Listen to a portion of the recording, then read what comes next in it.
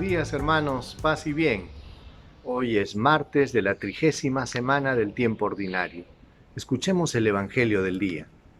En el nombre del Padre, del Hijo y del Espíritu Santo. Amén. Del Evangelio según San Lucas, capítulo 13, versículo del 18 al 21. En aquel tiempo Jesús dijo: ¿A qué se parece el reino de Dios? ¿A qué lo compararé? Se parece a un grano de mostaza que un hombre toma y siembra en su huerto. Crece, se hace un árbol y las aves anidan en sus ramas. Y añadió: ¿A qué compararé el reino de Dios? Se parece a la levadura que una mujer mezcla con 3 medidas de harina hasta que todo fermenta. Palabra del Señor. Gloria a ti, Señor Jesús. Hermanos, hoy Jesús nos regala 2 parábolas, 2 enseñanzas que nos van a permitir comprender en qué consiste el reino de Dios. Piensen ustedes que es muy importante esta predicación, puesto que todas las parábolas y el núcleo de la predicación de Jesús es el reino de Dios. Jesús habló mucho del reino de Dios. Y las parábolas trataban de explicarnos, a través de comparaciones, de analogías, cómo es o a qué se asemeja el reino de Dios.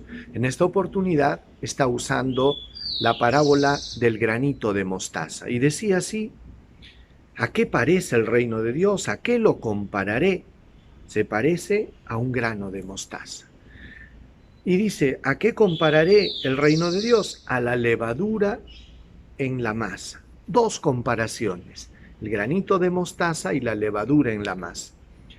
A veces quisiéramos que los cambios en el mundo, en la sociedad, y que el reino de Dios irrumpa con fuerza, con majestad, con una solemnidad tremenda, y que los cambios en el mundo sean tan palpables y rápidos que no tengamos que esperar mucho, ¿verdad?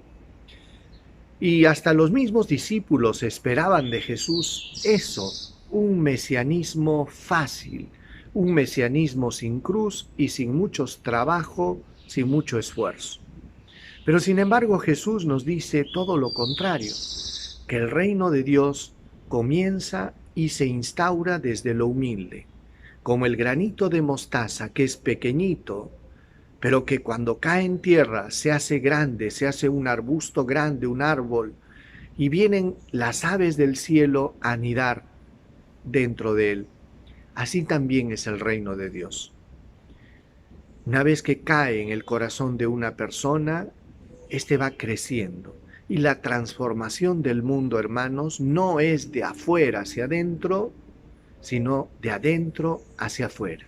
El cambio comienza por la persona. El cambio no es de las estructuras para que cambie el mundo.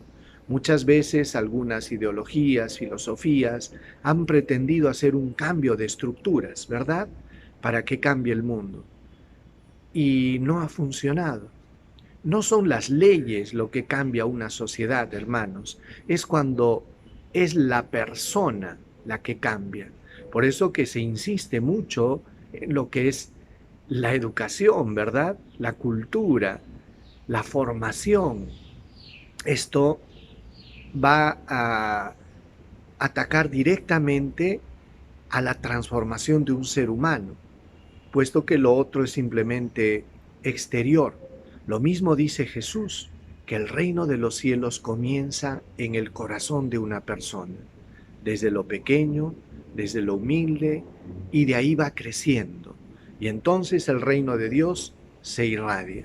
Y ahí entendemos la segunda parábola de la semilla en la masa.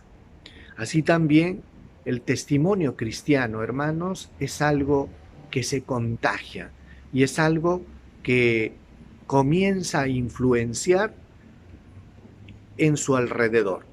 Y es así, el cambio de vida, la forma de vida de un cristiano tiene que ser un testimonio creíble que permita que las demás personas puedan convencerse. Y esto pues es algo en lo que tenemos que trabajar. No desanimarnos, no pretender que todo es rápido, pero pensar que sí, el reino de Dios tiene la capacidad de fermentar la masa. Es sorprendente que después de tantos siglos el cristianismo se haya irradiado en todo el mundo. Y miren algo interesante que decía el Papa Benedicto, lo repitió el Papa Francisco. Decía que uno comienza a ser cristiano a partir de un encuentro con Dios, no por una filosofía, una ideología o una buena idea, sino lo que marca un cambio en la vida es el encuentro con Dios. Y después decía el Papa Benedicto de que el cristianismo debe crecer no por proselitismo, sino por atracción. Qué bonita frase. No se trata, hermanos, de que hacemos proselitismo por nuestra iglesia o nuestra religión. Se trata de que la vida del cristiano tiene que ser atractiva. Y si la vida del cristiano es atractiva, se vuelve influyente. Como los primeros cristianos, recuerden, no tenían distintivos que se colgaban en el pecho, no tenían grandes templos u organizaciones, pero sin embargo los paganos percibían algo diferente en ellos y ellos decían, miren cómo se aman. Y el testimonio del amor del cristiano era tan convincente que dejaba sorprendidos a los que no conocían a Dios. Pidámosle pues al Señor, hermanos, que así como la levadura en la masa y el granito de mostaza, nuestro testimonio comience a irradiarse en nuestro entorno. Les doy la bendición. El Señor esté con ustedes y con tu espíritu. Dios Todopoderoso derrame su gracia, bendición, protección sobre todos y cada uno de ustedes. Los llene de la fuerza del Espíritu Santo, los llene de su paz y los bendiga Dios en el nombre del Padre, del Hijo y del Espíritu Santo. Paz y bien, hermanos, nos vemos el día de mañana. Dios los bendiga.